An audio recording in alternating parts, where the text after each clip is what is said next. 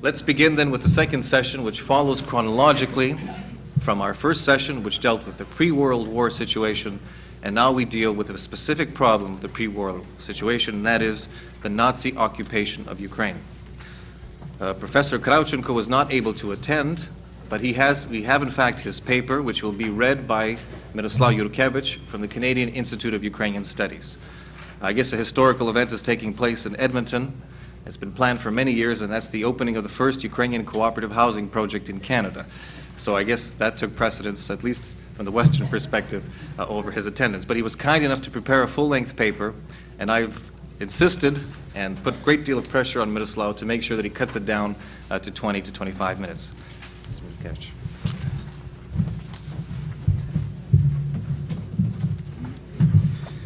What I shall read is a shortened version of a chapter, Soviet Ukraine under Nazi occupation, drawn from Dr. Bohdan Krawchenko's forthcoming book, Social Change and National Consciousness in 20th Century Ukraine, which will be published later this year in London by Macmillan and in New York by St. Martin's Press. Ukraine had barely begun to recover from the traumas of the 1930s when it was plunged into the cauldron of the Second World War. It was the largest Soviet republic which the Germans occupied in full, and it was held longer than parts of Russia which they were able to seize. In the course of the conflict, 6.8 million people died, of whom 600,000 were Jews, and 1.4 million were military personnel who either perished on the front or died as prisoners of war. In addition, over 2 million citizens of the Ukrainian Republic were sent to Germany as slave labor. By 1944, when the German armies were cleared from Soviet Ukrainian soil, the Republic was literally in ruins. More than 700 cities and towns were destroyed, 42% of all urban centers devastated by the war in the entire USSR, and over 28,000 villages were destroyed. Direct material damage amounted to 285 million rubles in 1941 prices, or over 40% of the USSR's losses.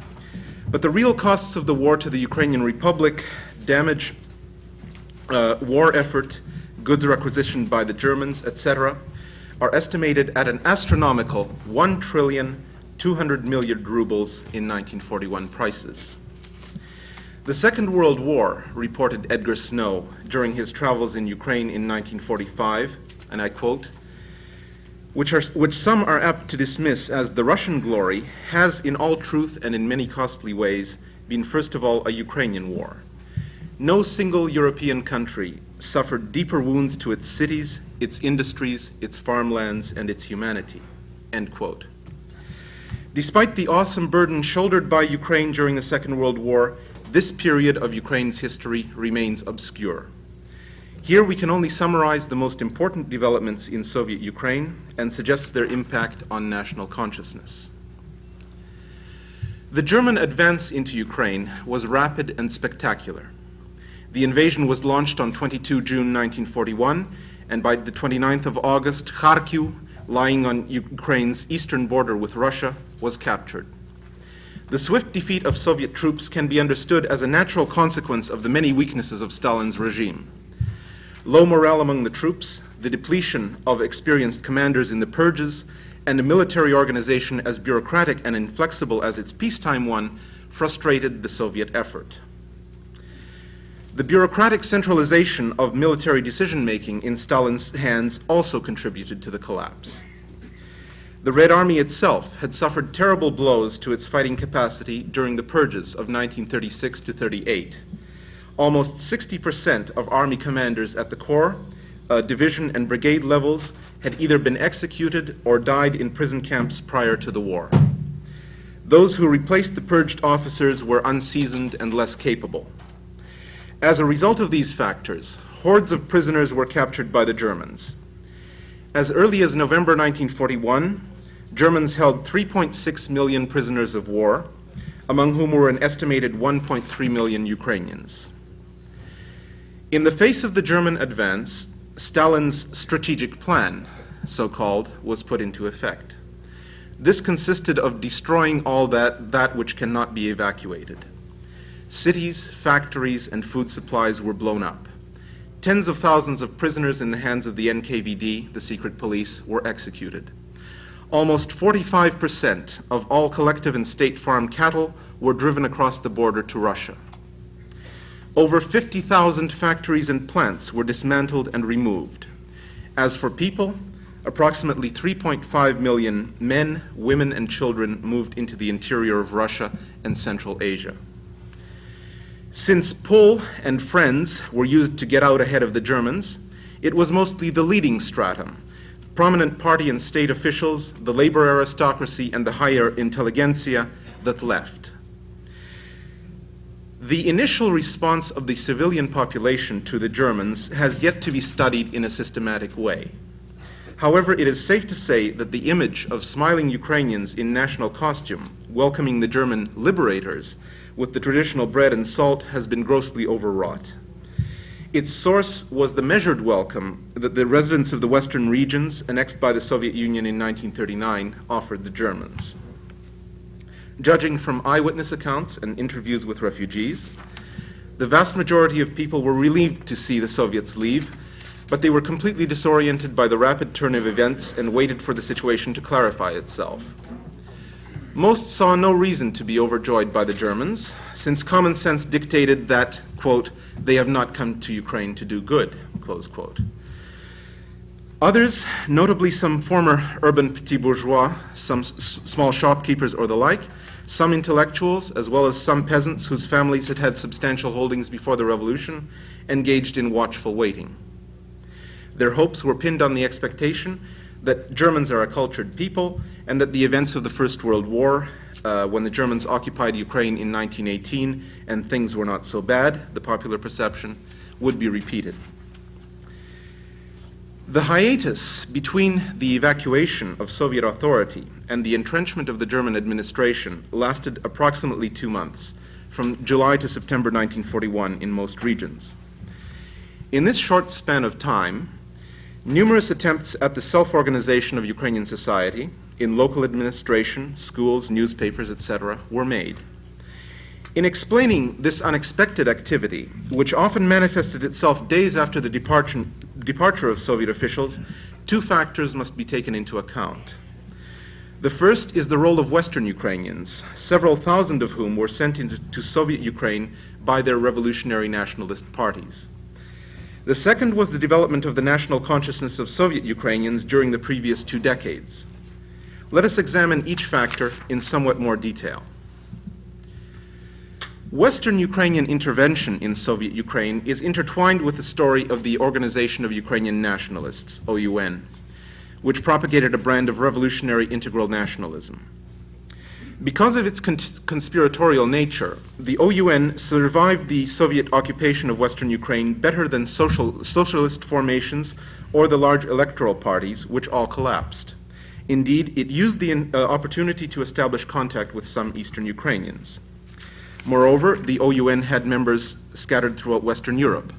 Many lived in German-occupied Poland, having crossed the border when the Red Army had entered Western Ukraine.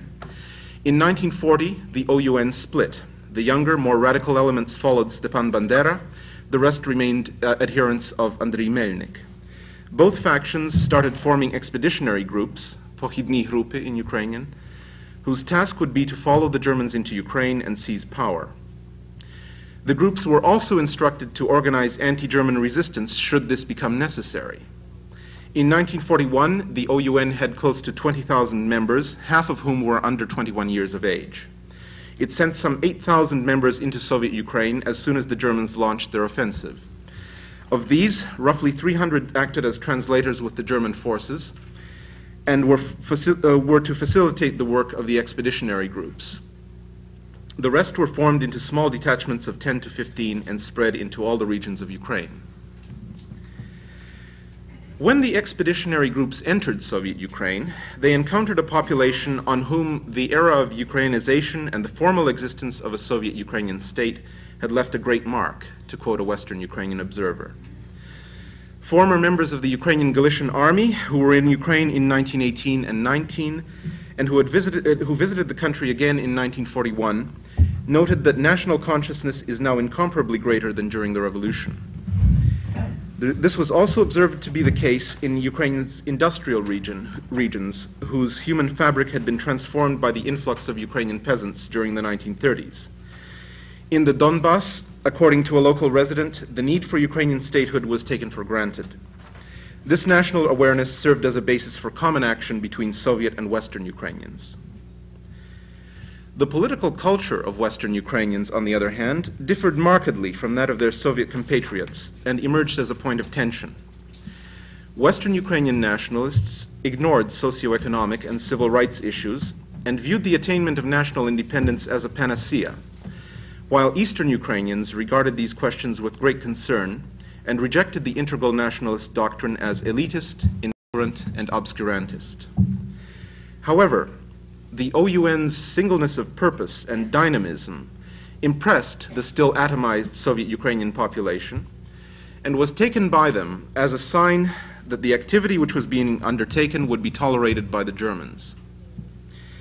The fact that the Wehrmacht had left a relatively free hand to the inhabitants in the first month or so reinforced this false belief. Within a matter of weeks, a local administration with various departments was established at the municipal, village, and occasionally at the oblast levels. These administrations, many of which were elected, and the militias served as organs of self-government and attempted to rebuild the shattered communities. Since these organs were targeted for control by OUN members, in many regions they became dominated by so-called separatist elements. Where this occurred, the OUN, together with their Eastern Ukrainian sympathizers, Ukrainized the administrations linguistically and transformed these organs into vehicles promoting Ukrainian national goals. As a result of local initiatives, the school curriculum was revised in order to turn schools into agencies communicating a Ukrainian national message, stressing language, history, and culture. At the start of the German occupation, 115 Ukrainian language newspapers were founded.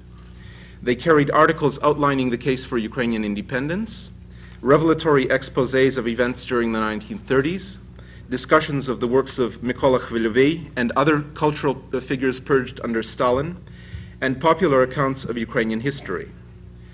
At the same time, scores of theaters and choirs with new repertoires were founded. Peasants began to divide up collective farms on the basis of the old principle of the size of family. Cooperatives and an agricultural bank were established.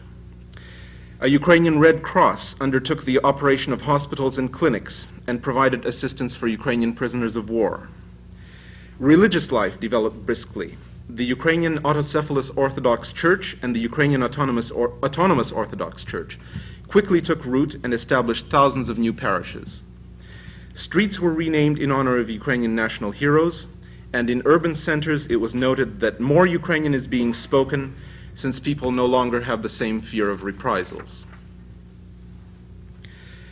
On the basis of available information, it is difficult to establish the exact composition of the Soviet Ukrainians who emerged as the leadership in this initial period. The composition appears to have varied from region to region. Surviving members of the old intelligentsia, those who participated in the 1917 to 1920 revolution, individuals who had suffered repression during the Soviet period, activists of the Ukrainization era, former state and trade union functionaries, teachers, members of the younger intelligentsia, all appeared to have played an important role. Notably absent were the higher Soviet intelligentsia and party functionaries, many of whom had either evacuated or remained passive, fearing German reprisals.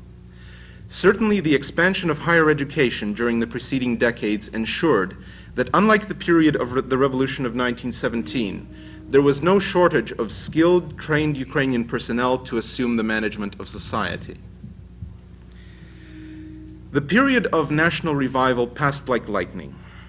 The first concerted German campaign against Ukrainian national assertion began on the 31st of August 1941 in Zhytomyr, and by the end of September 1941 had engulfed all of Ukraine. The instruments used for the task were the Einsatzgruppen, task forces of specially selected police officials headed by SS officers from Heinrich Himmler's trusted circles. They struck at the cadres of the nascent Ukrainian national movement at the same time as they initiated the slaughter of Jews.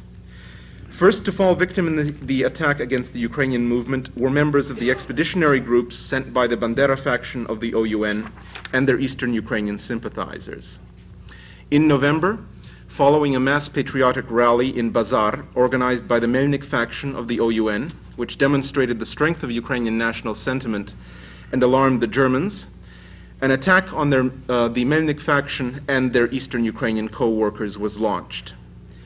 By January 1942, most Ukrainian independentists, Western and Eastern Ukrainians alike, who had openly participated in the founding of local administrations, militias, prosvita societies, cooperatives, newspapers, and schools, had been caught in the Nazi net. These people, wrote an eyewitness, had naively deconspiratorialized themselves, and it was easy now for the Germans to arrest them.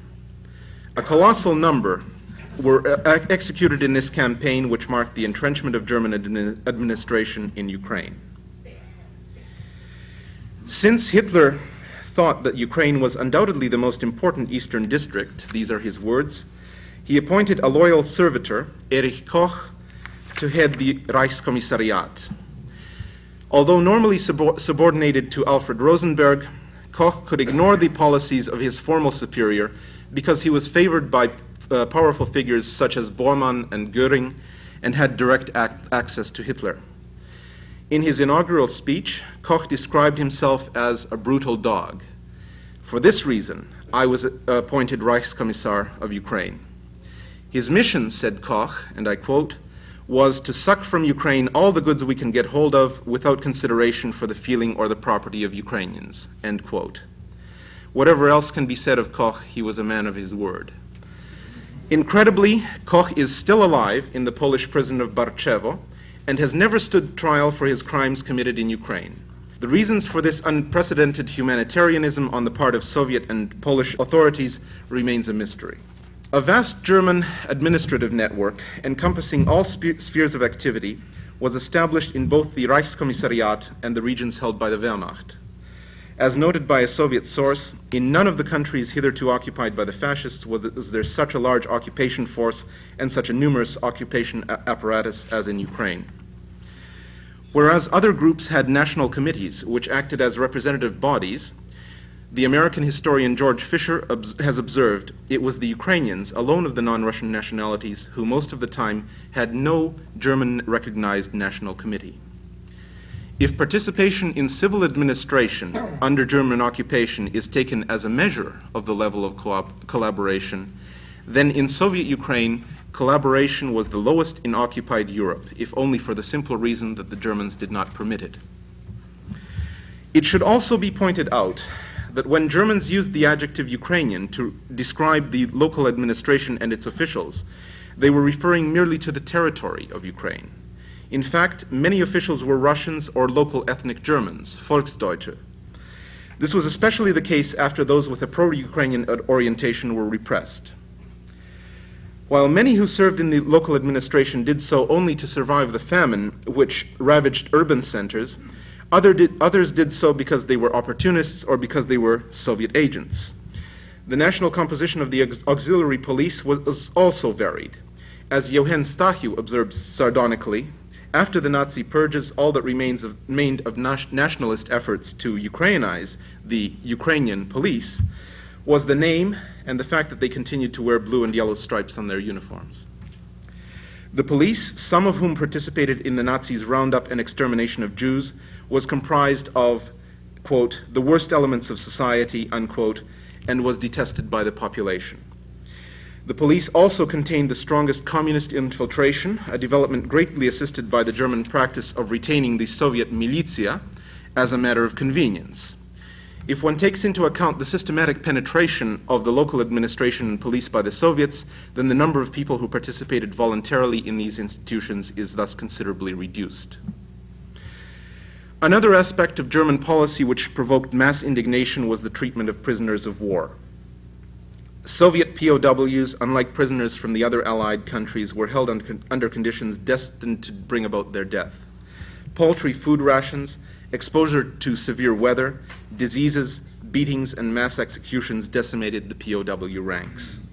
Of the 5.8 million Soviet POWs who fell into German hands, 2 million are known to have died, another million are unaccounted for, and it could be presumed that most of them met a similar fate.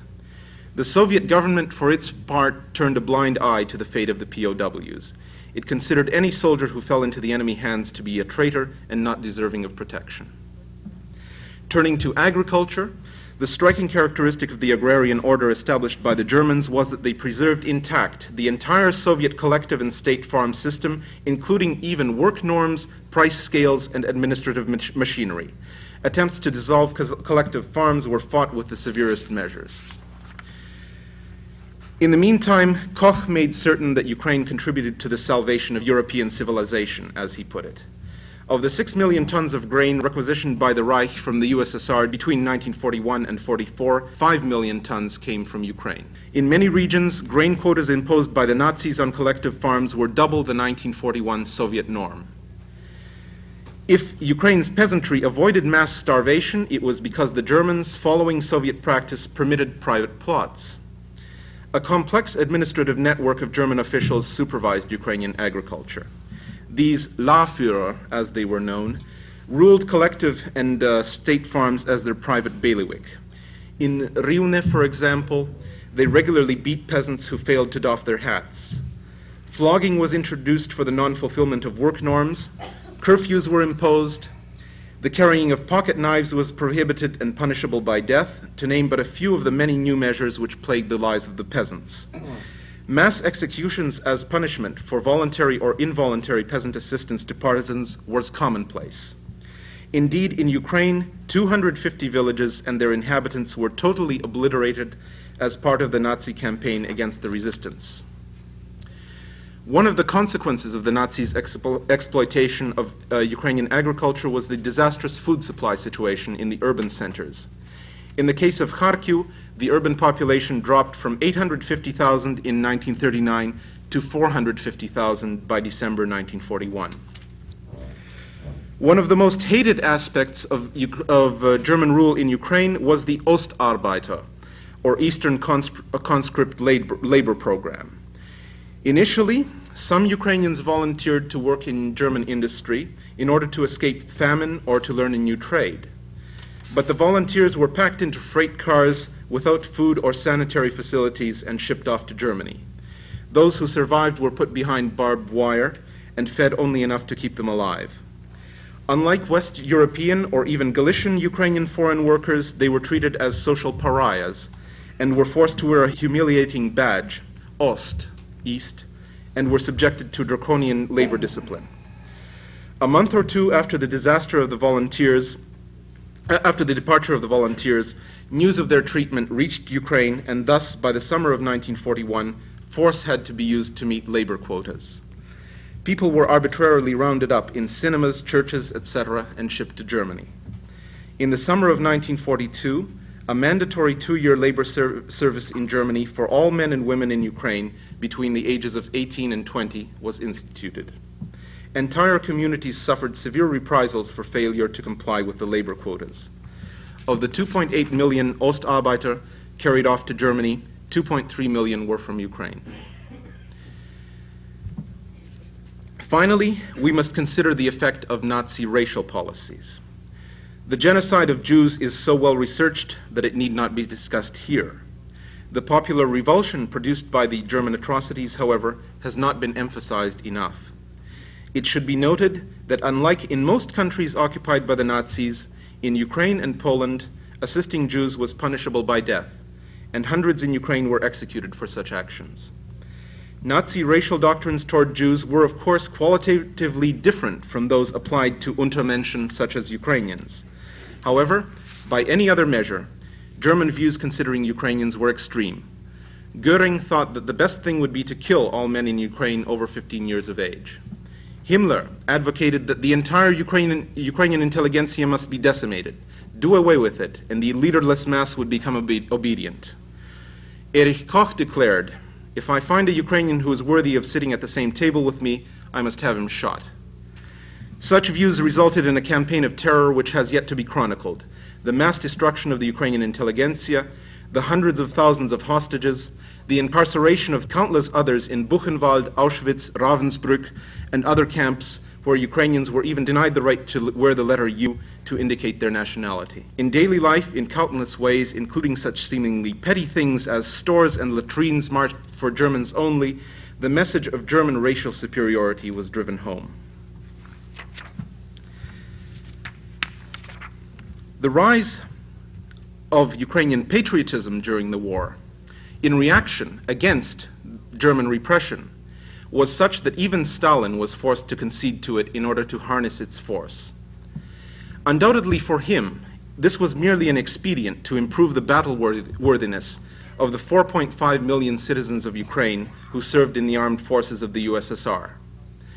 Moreover, the 250,000 strong Soviet partisan force in Ukraine, of whom 60% were Ukrainians, represented a major force, and they too had to be permitted to communicate to the population a message somewhat more palatable than the dreary slogans which characterized Soviet propaganda hitherto. In concrete terms, Stalin's concessions did not amount to much. Ukraine obtained its own Ministry of Foreign Affairs and was eventually admitted to the United Nations. Measures were taken to revive the study of Ukrainian ethnography, archaeology, and history. The Order of Bohdan Khmelnytsky was created. The adjective Ukrainian was attached to the names of armies and fronts. Yet these concessions had an enormous symbolic significance, for they legitimized the expression of Ukrainian national self-awareness. Thank you very much.